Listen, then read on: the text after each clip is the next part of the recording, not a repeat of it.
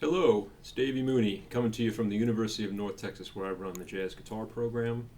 I'm a Benedetto artist, Sunnyside Records artist, got my new CD Live at National Sawdust, and I got my improv book from Mel Bay, Personalizing Jazz Vocabulary, and a shout out to Jazz Guitar Today for collaborating with me on this video series.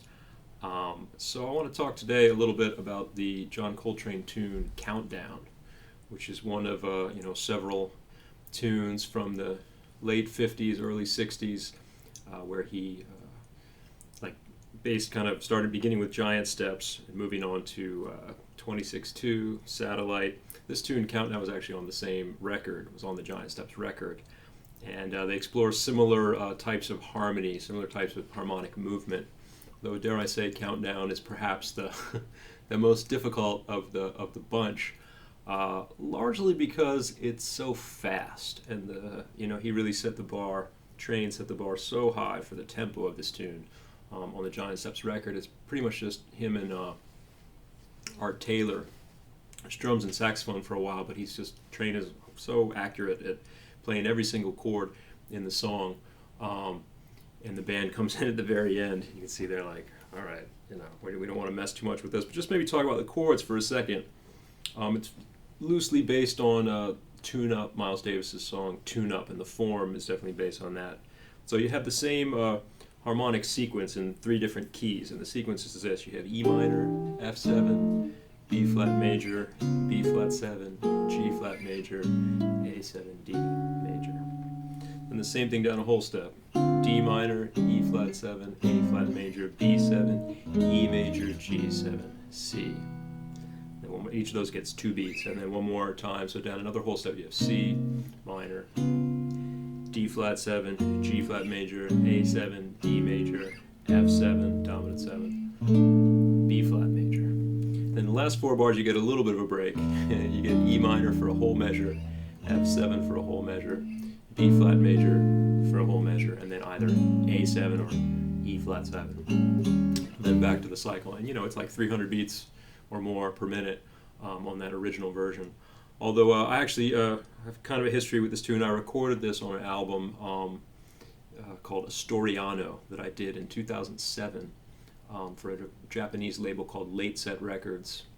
And we recorded this song, several of my originals, and we did a trio version of this with Matt Closey on bass and my buddy Simon Lott on drums. Shout out to Simon Lott, wherever you are. Actually, I know where you are. You're in New Orleans, but I kind of took as a model, Pat Metheny had done, and I guess that trio record was at 99, 2000, a trio record with Larry Grenadier and Bill Stewart.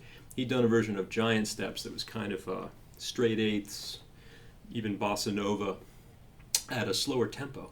And so I thought, man, I want to do Countdown, and I'm going to take that approach, do it as kind of like a medium up samba, maybe somewhere closer to where I might play something like 26-2, I think on the record, and the demonstration I'm going to do at the end of this video, I think I'm around like 216 beats per minute, and the general vibe was like, I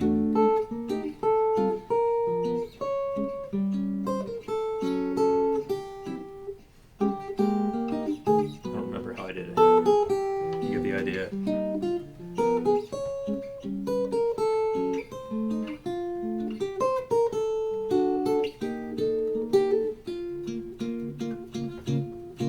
And I could kind of handle the tune, as much as anyone can handle this tune at that slower tempo. Have a little more time to think, try to play a little more musically on this tune. Not that it's, I consider it unmusical, the breakneck tempo that Train does it at, because he's so accurate with the harmony. I mean, he makes a heck of a lot of music out of those those chord changes. And I guess in terms of strategies for improvising on this type of thing, I mean, similarly to my thoughts on 26-2, I did a video on that, and I did a video on Giant Steps actually back in, I guess a year and a half ago from a different angle before I got this set up with my camera. The main thing I think about is this concept. I call it in my book, I call it negative guide tones. That really just means common tones. I wanted to have kind of a snazzy name for it. But so for instance, if you're starting out, that first 4 bars, really, sometimes what I'll do is try to find some notes that don't change from one chord to the next. So if you go from E minor to F7 to B flat, the note A, and I wouldn't just play the note A, but I could kind of use that as a pitch to sort of base what I'm playing off of and sort of toggle between that, because then when the D flat 7 chord comes, if I go, I can just go up to B flat for the next two chords, for the D flat 7 and the G flat, and then back to A major, back to an A note for the A7 into D major.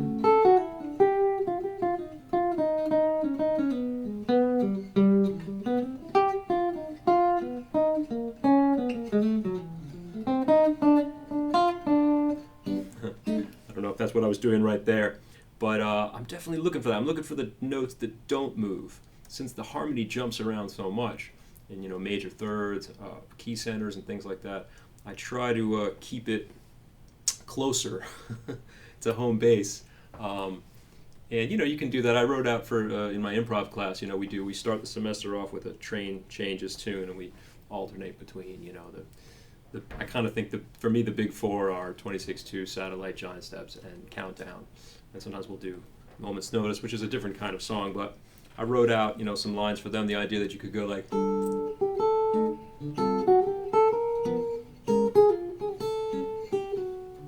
right, that's that toggle between A natural and B flat.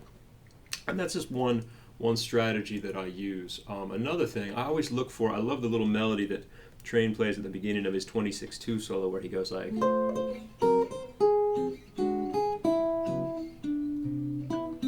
he plays a little whole tone melody as the changes go by in the Coltrane cycle. So on this tune too, I'll kind of go for that. I like the idea.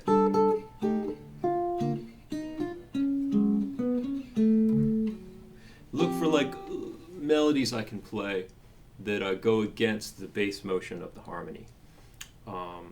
And I guess one more idea I would throw out, that's all stuff I talked about with the 26-2 video. One idea I'll throw out there too that I've been experimenting with lately on this type of harmony. There's a video on YouTube of Barry Harris talking about giant steps. And in his irascible way, he's kind of talking about criticizing horn players, I think, who take things a little too literally.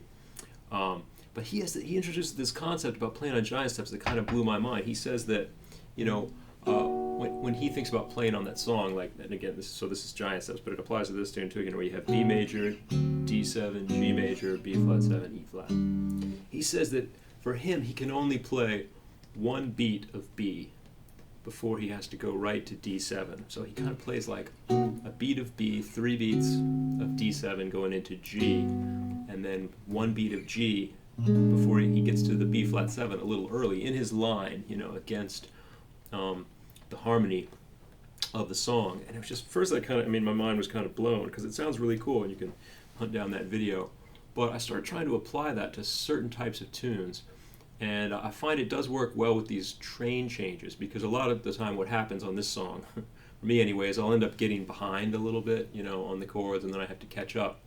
And I think particularly anticipating the dominance like that, whether it's by actual literal 1 beat on one chord and then 3 beats on the next, can kind of it actually sounds right for some reason. It doesn't sound like you're not on the right chord, so you could kind of like, hopefully I can demonstrate this.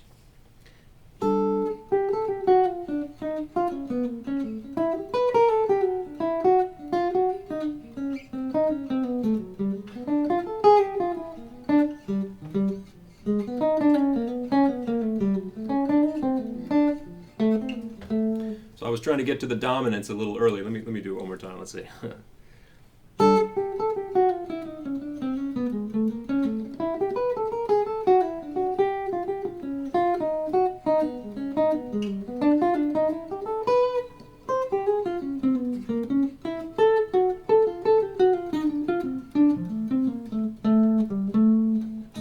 And somehow it works. I tried doing it on some other tunes where the chords move by quickly and there's only 2 beats on each chord, but it didn't work as well. Like, I remember trying this on Conception, and it just sounded like I was in the wrong spot. I think something about the harmony moving so far away, the key centers. Whereas conception, the chords move really quickly, but you're often in one key area, like D flat, B flat minor. I mean, there's some changing, but these songs are just so relentless in how they modulate. So that's something I've been experimenting with a little bit. And also, the last thing I guess would be I just identify, piggybacking off of the videos I've been doing talking about position playing. I try really hard to be able to play the whole song in one area of the guitar and identify little arpeggio shapes that can help me do that. Scales, I mean, on this song, gosh, arpeggios, yes, although, you don't even have enough time to really play a full arpeggio. You got, assuming you're going to be playing a lot of eighth notes, what do you got, 4 eighth notes? It's tricky, but I like to have these little chord shapes.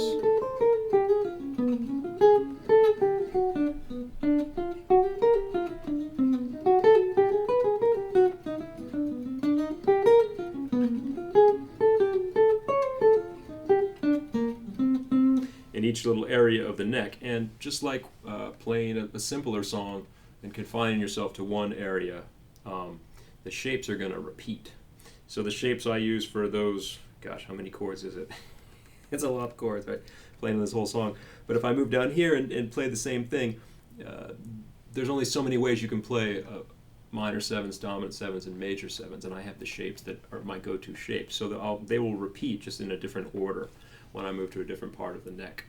And it's important for me to not get caught in an area where I'm comfortable playing on one chord, and then the next chord just messes me up, and I can't play on it. And I have on a song like this, that's like a death sentence.